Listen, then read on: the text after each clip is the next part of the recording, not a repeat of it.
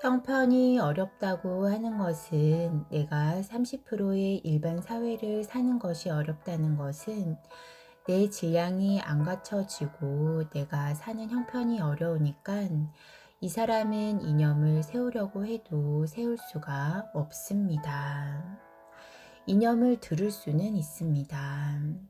이념은 여러분이 찾는 것이 아닙니다. 이 법문을 들어보면 이념을 다 가르쳐 주고 있습니다. 우리 국민이 가져야 할 이념이 무엇이다라는 것이 설명이 다 들어있고 이것이 마음에 들게 되어 있습니다. 문제는 이념을 행하고자 노력을 할 수 있는가? 형편이 어려운 사람은 이념을 찾지도 못하고 내가 행할 수가 없습니다.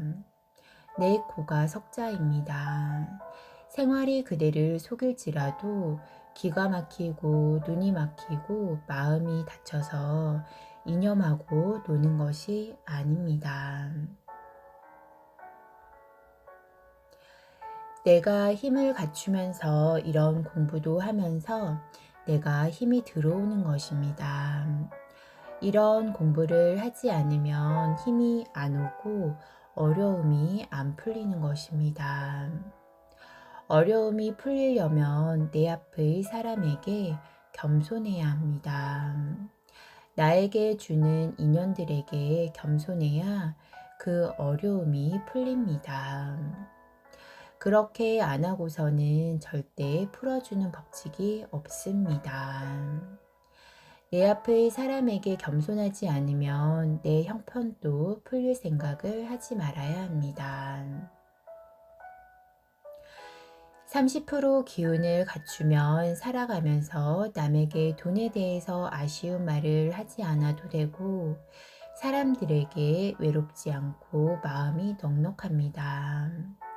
크기에 따라서 다르겠지만 자기에게 30%면 누구든지 그런 일이 일어나는 것입니다. 내가 안정이 되고 나면 내가 안정되게 해준 이 힘으로 앞으로 무엇을 하고 살겠는가를 묻는 것입니다. 이때 그냥 산다고 이렇게 하면 공부가 덜 되어서 힘을 가지고 있어서 배가 불러서 이런 소리를 하는구나. 등이 따시려고 하는구나 하고 준 힘을 빼앗습니다. 힘을 잘못 채운 것입니다. 내가 힘을 조금 채우면 이웃을 살피고 이 사회를 살필 줄 아는 사람으로 바뀌어야 합니다. 나는 이 사회에 뜻있는 일이 있다면 이렇게 하고 싶습니다. 물을 때 옆에 사람이 묻게 되는 것입니다.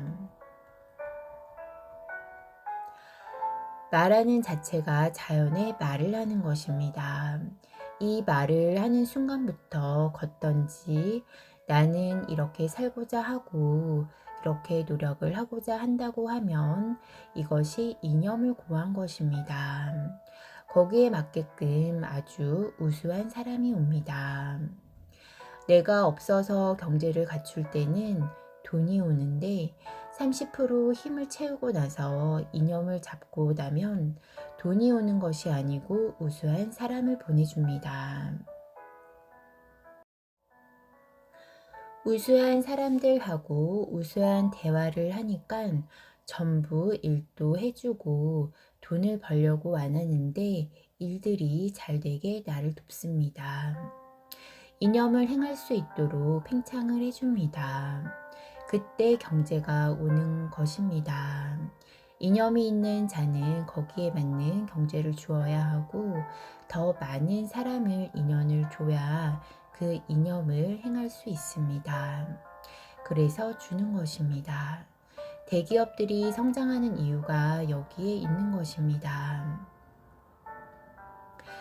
이념을 세운 사람은 크게 성장을 했고 이념을 갖지 못한 사람은 도태를 한 것입니다.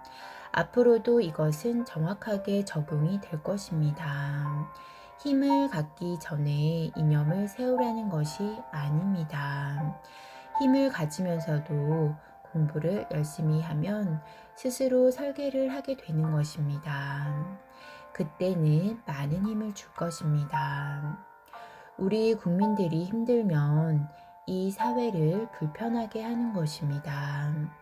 국민들이 한 분 한 분 힘을 갖추면 이 사회를 이롭게 하는 것이기 때문에 이제 거기에 힘을 실어줄 수가 있는 것입니다.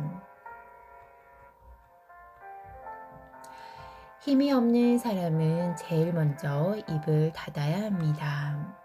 힘이 없는 사람은 입을 닫고 남의 말을 듣고 상대를 존중해야 합니다. 없는 사람은 의시되지 말고 없는 것은 더 힘을 갖추라고 없는 것입니다.